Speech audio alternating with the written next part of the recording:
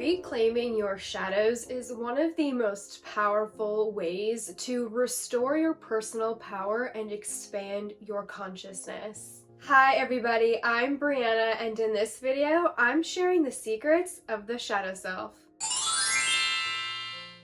Understanding what the shadow self is and learning to do the shadow work is an essential part of self-development that can help you heal, grow, learn about yourself, expand your consciousness and your awareness, and help you move more into alignment with your most authentic self. In this video, I'm going to cover what is the shadow work, and 5 ways to do the shadow work. So let's jump right on into it. So part 1, what is the shadow self? The shadow self makes up the parts of our personality and our nature that have been hidden away and even rejected. Our shadows are aspects of ourselves such as our needs, desires, ideas, characteristics, weaknesses, and strengths.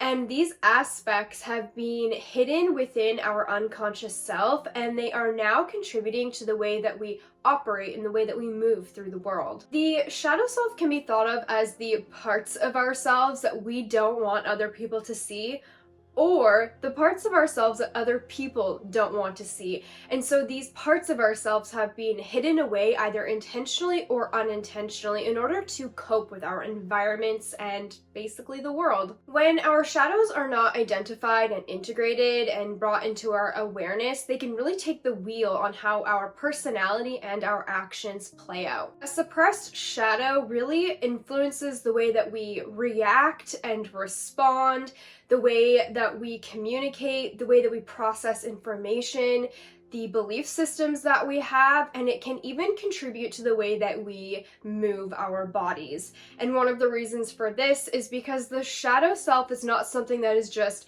lingering in the dark. It is energy that lives within our body, and so it can affect our physical health and also the way that we express ourselves. When our suppressed shadows are taking over these parts of ourselves, it can feel like we're really disconnected and out of alignment, and that is because we are. And so in the moment, it can really feel like the things that we're saying and doing are not in alignment with our truest wants and desires. So for example, an unintegrated shadow can really show up as meanness, defensiveness, rudeness, ignorance, inability to be vulnerable. It can show up as us doing things that really feed our ego and shield us from looking at our wounds. It can also show up as selfishness, or it can also really keep us in cycles of repeating patterns that are no longer serving us. So ultimately, an unintegrated shadow, and a shadow that is not brought into our awareness and integrated into our consciousness, is really the ultimate sense of power loss. While a suppressed shadow self can result in a lot of negative and destructive behaviors, the aspects of our shadows might not all be negative. We can have really beautiful and positive and strong parts of ourselves be suppressed and lingering within our unconscious self. And that can result in this internal conflict that we are acting out on. The shadow self is really any aspect of our personality and our nature that has been suppressed or repressed. So I've created a few examples of how our shadow selves can show up and how they can be formed. So for example, maybe as a child you were really opinionated and assertive, but some adults told you that you were too loud and too bossy. And that resulted as you as an adult not using your voice, and it has resulted in a strong sense of power loss, low self-worth, and missed opportunities. Another example is maybe in your adolescence you were bullied and told that you were not good enough. So now as an adult, this has really affected your self-worth, and you have now an inability to be vulnerable, which has really impacted your intimate relationships, your energy levels, and really just overall how you show up. One last example is maybe, again, as you were a kid, maybe you had a temper, or maybe your emotions really boiled over because you were never taught how to express yourself in a healthy way as a result of having emotionally immature parents or guardians. And maybe other adults even told you that behaving in that way was a weakness and that it was bad. Now, as an adult, maybe you just literally can't express yourself, or maybe your emotions are still boiling over and you have become abusive yourself. So our shadow selves are not necessarily all scary and negative things. It's just really any part of our personality and our nature that has been hidden away and is currently residing within our unconscious self and is contributing to the way that we are. But if we remain unaware or continue to ignore our shadow selves, then an internal conflict will inevitably begin to brew and pour over into your physical and emotional life. And this internal conflict occurs between the person you want to be and the person you actually are. More than that, if we do not take responsibility for our shadows, we can project them onto other people, which then can darken other people's shadow selves. So there's a bit of a domino effect with how our shadows play out into the world.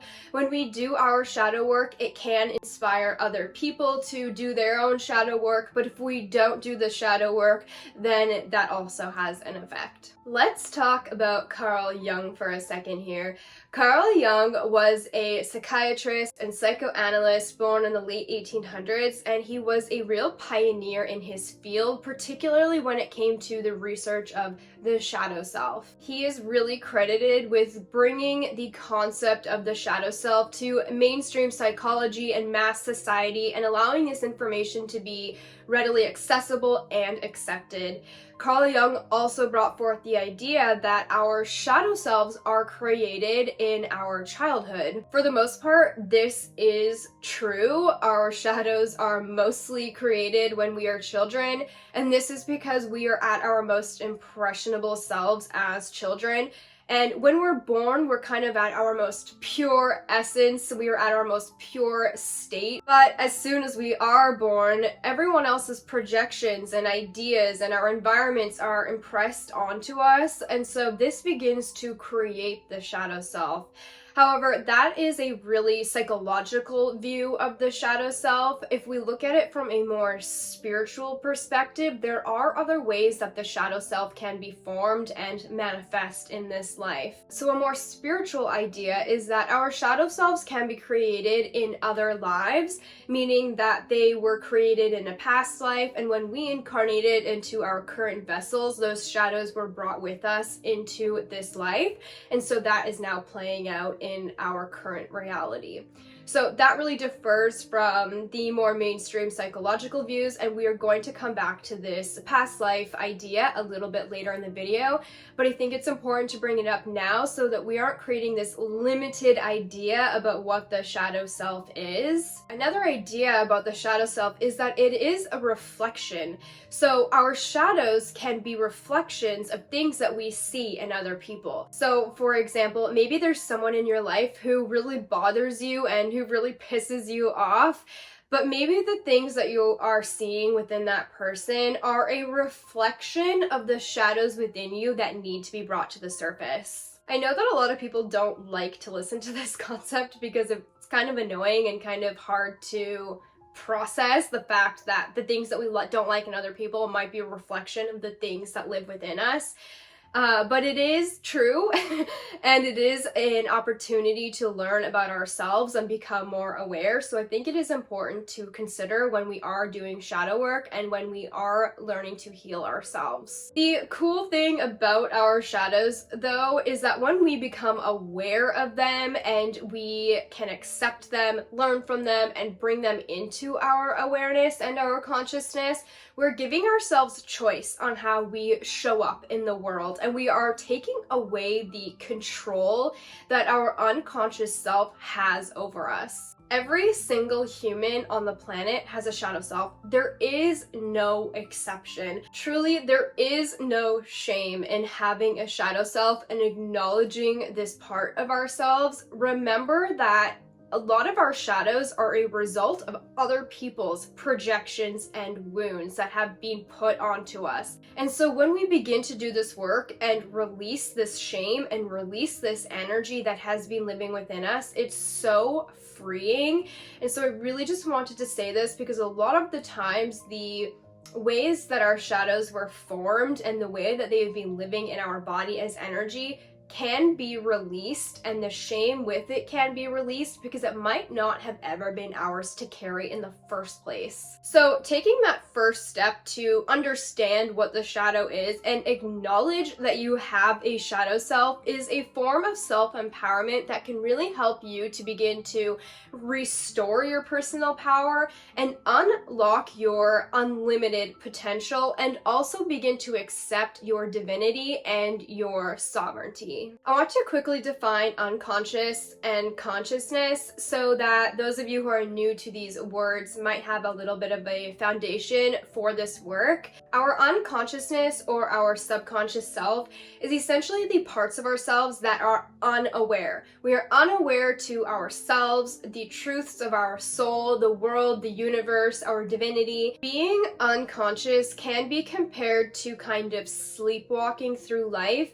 in the sense that we are operating on automatic based on behaviors that we learned from other unconscious people. And being unconscious really is kind of the ultimate state of power loss and being disconnected from self. Consciousness, in a nutshell, is the opposite of that. It is becoming aware to yourself, your environment, and it is becoming awake to the truths of your soul, the world, and the universe. And the act of expanding your consciousness can look like doing things to reclaim your power and to unlearn those unconscious behaviors and thought forms. So now that we know what the shadow self is and how it contributes to our state of consciousness, what is the shadow work? This brings us to part 2 of the video. What is the shadow work? Shadow work is the act of bringing up anything that is residing within your unconscious self and bringing it into awareness and making it conscious. Shadow work is essentially recognizing the parts of your personality and your nature that have been suppressed and hidden away,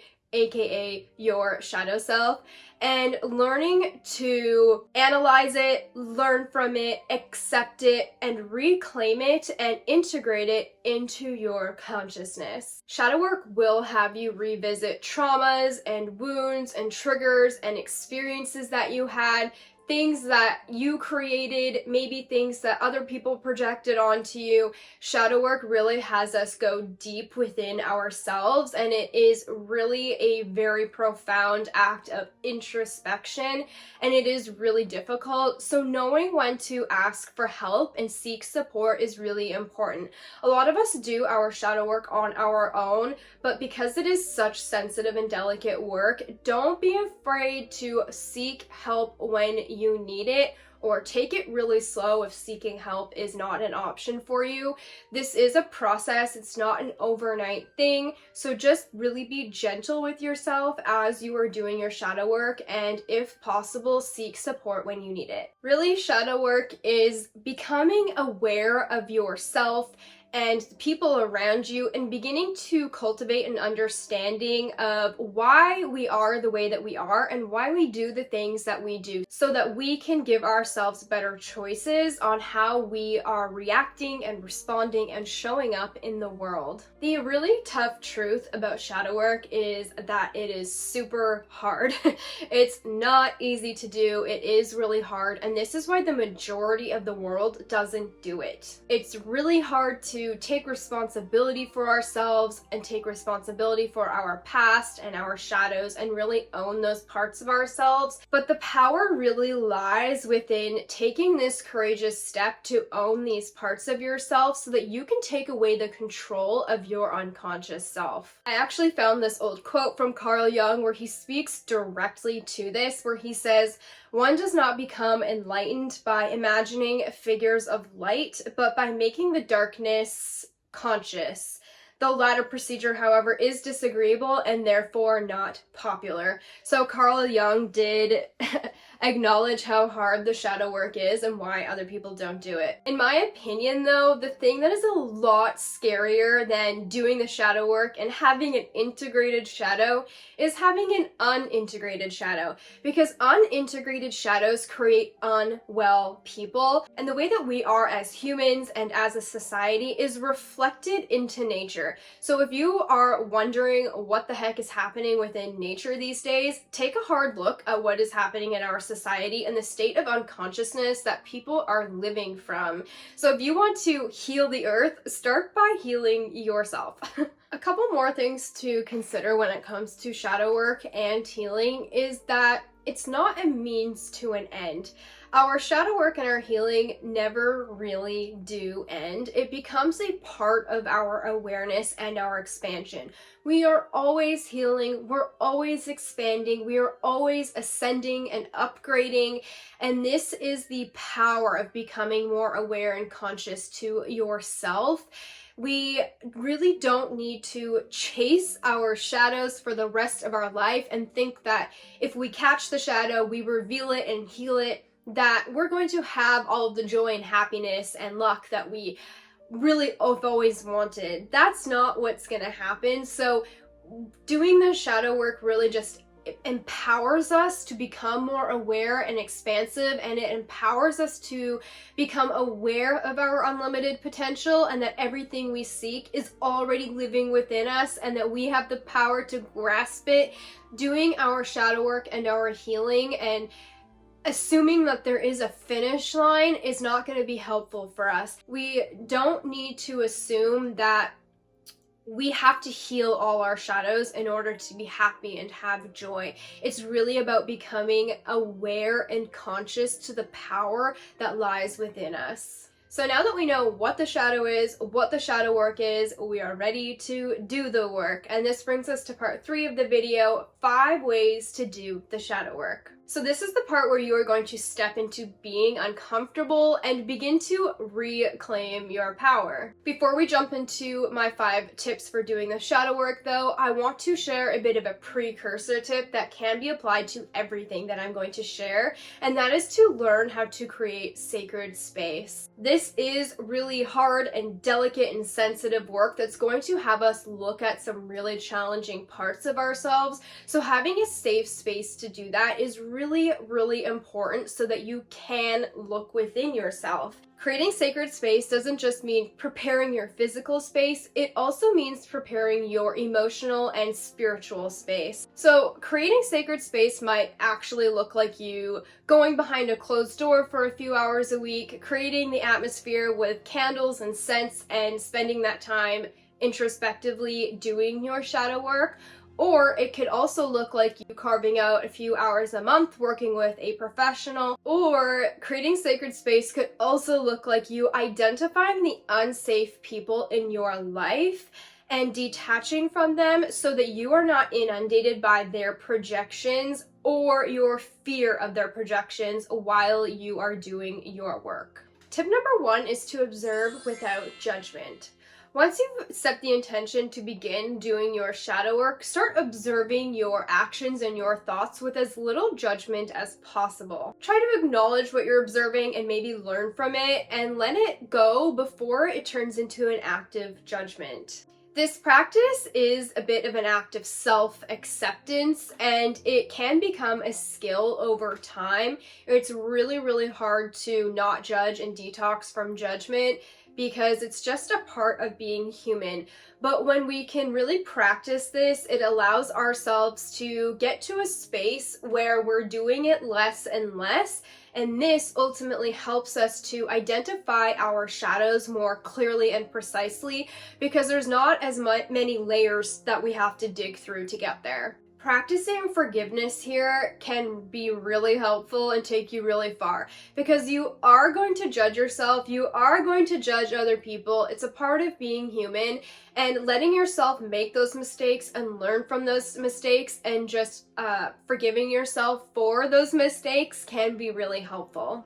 I also talked extensively about observing and witnessing without judgment in my video on how to love spending time alone, which might be of service to you in these circumstances, so I will leave a link for that for you below. Tip number 2 is to journal. Journaling is one of the most effective ways to reveal and heal our shadows. Journaling is such a powerful way to dissect our inner worlds and learn from that, and then to use that awareness to empower us. When we're journaling to do shadow work, having really specific prompts can be really helpful because it helps us really pinpoint our introspection and help us to really go into things and help us to become aware of thoughts and events and people and connections and experiences that we really need to take a look at. I've created a free downloadable guide for you all about shadow work journal prompts, and I think it'll be a really powerful resource for you that can allow you to really dig deep with your introspection and take a magnifying glass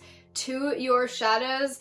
And so that link is in the description box for you below. But a few of those journal prompts might sound like, what do you do now that brings you joy as an adult that also brought you joy as a child? And why does it bring you joy? Or in what social settings do you feel most out of character? Or when was there a time that you felt wronged? How did you react? And how do you hold on to that energy now? And my personal favorite is, what are your secrets? Why do you feel that you cannot speak these secrets out loud?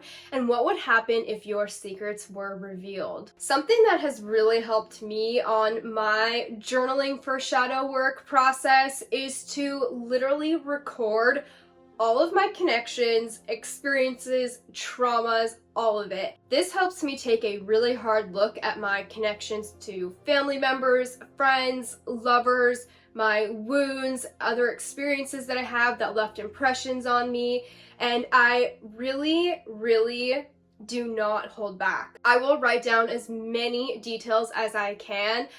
I will even write down what I was wearing or what the weather was like if I can remember. I will write down things that I said even if I don't want to admit them, and I will try to figure out why other people may have said the things that they did so that I can step into their shoes a little bit. I really don't hold back, and this really helps me realize things about myself that I maybe was ignoring or didn't even realize. This is also really helpful if you are a person like me who will all of a sudden have an intrusive thought about something I said or did literally 20 years ago, and I'm like, why is that coming into my brain right now? So doing this type of exercise can be really helpful for moments like that. So I'll literally take this thing that I'm thinking about and I'll journal about it, write down as much as I can about it, learn from it, and then just kind of let it go so that it's not something that is really trapped in my brain and my body. Shadow work is not all about doom and gloom. As you do the shadow work and also as you journal, you're going to reveal your strengths and also your gifts, and this is one of the empowering things about becoming your own healer. And so I really just want to remind you of that shadow work is not necessarily all doom and gloom. I do want to acknowledge that shadow work journaling can be quite unnerving, and I have definitely had the fear come up that says, what if somebody reads this? What if someone reads my deepest, darkest secrets and thoughts and experiences? And this is actually why I stopped journaling when I was a teenager, mostly because people were reading my journals, and that is a story for a different time. But that is a fear that can often come up for us when journaling, and I have a solution for you. Whenever you have that fear, what you can do is you can burn your paper, burn your journals.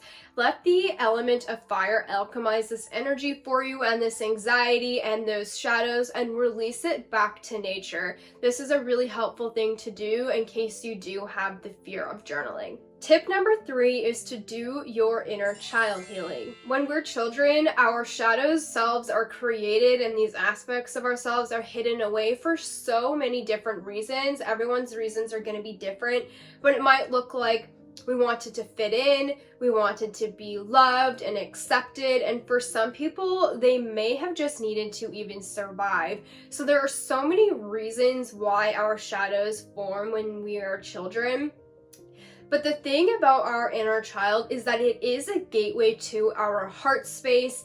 It is our purest and most magical form. Our inner child represents our creativity, our passions, and when we are children, our views on the world also are created. So doing inner child healing not only helps us to remove the blocks that are around our heart so that we can better lead from love, but it can also help us to reshape our current realities, perspectives, and worldviews. Inner child healing, again, can have us look at old traumas that can be really painful. So again, knowing when to seek help when doing inner child work and shadow work is really important, and I just want to keep reminding you of that because you don't have to do this alone. You are in control of your inner world, whether you believe that right now or not. Our inner world is our own, and so our inner child is our own.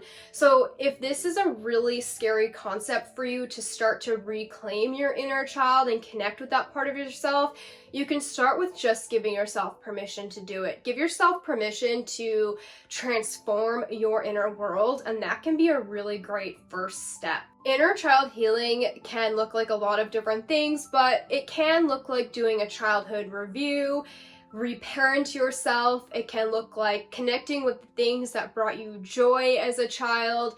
It can look like revisiting positive and negative memories and experiences that you had. It can look like revealing your gifts.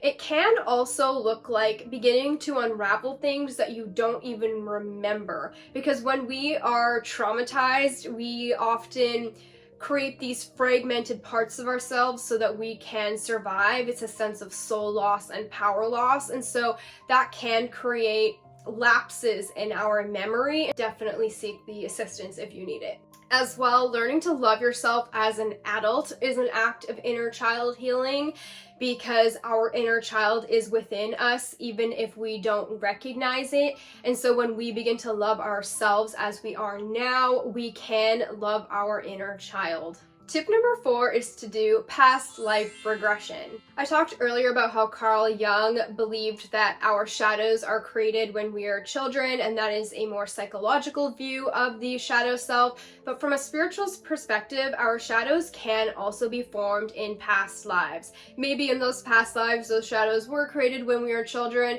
but regardless, we might bring those shadows from one life into another. As you begin to expand your consciousness and awareness of self, you will inevitably become aware that you are a soul, and that the possibilities of our soul and where we have been and what the blueprints of our souls are really become endless. The possibilities of our souls become endless when we expand our consciousness. And so the idea that our shadows were formed in a past life really opens doors to self-development and growth and healing, and it can really surprise you. Past life regression is a type of therapy that can be done that can take you into a past life to reveal details that are maybe affecting you now in kind of a hidden way. Doing this can really help us to get to the root cause of suffering that we have now, or it can help us to get to the root cause of the reasons that we are the way that we are right now. And also, past life regression can help us to end repeating cycles. Maybe there's a part of your shadow self that you're trying to figure out or that is being revealed, and you really can't pinpoint the root cause, and it just doesn't seem to line up or make sense for the life that you have lived or are living. Doing a past life regression might be really helpful in that circumstance. So past life is a type of therapy, and there are people that can help you, and there are ways that you can do it yourself. But if you're totally new to this idea, then I definitely recommend getting some guidance from somebody who can really walk you through that process. Our last tip of the day is to do self-care and self-development rituals. Devoting ourselves to self-care and self-development rituals will help us to unravel layers of ourselves that no longer serve us, so that we can be a more clear channel to our higher self. And our highest self is our purest state of consciousness, and so when we have more access to that wisdom and that knowledge, we are able to unlock our potential, and we are able to really connect with our purposes and our most authentic self. It's a really beautiful way to empower ourselves. Rituals are repetitive acts that we do daily, or at the least regularly. So making our coffee and brushing our teeth, those things are rituals. But self-care and self-development rituals really aim to expand ourselves and release energy from within our bodies and in our fields.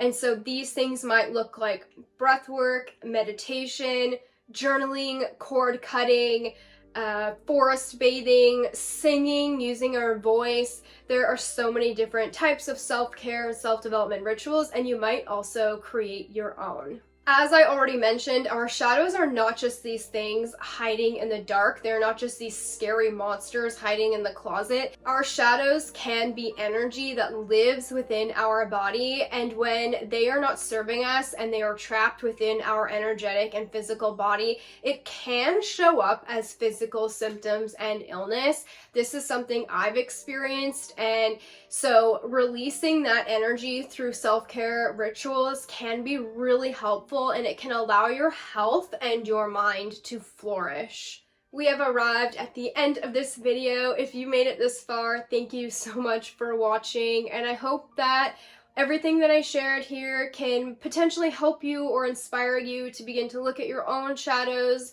and to become your own healer and to reclaim your power, and maybe in some way help you to expand your consciousness and your awareness. Don't forget to download your free shadow work journal prompt guide. That link is for you down below, and I think it'll be a really great resource.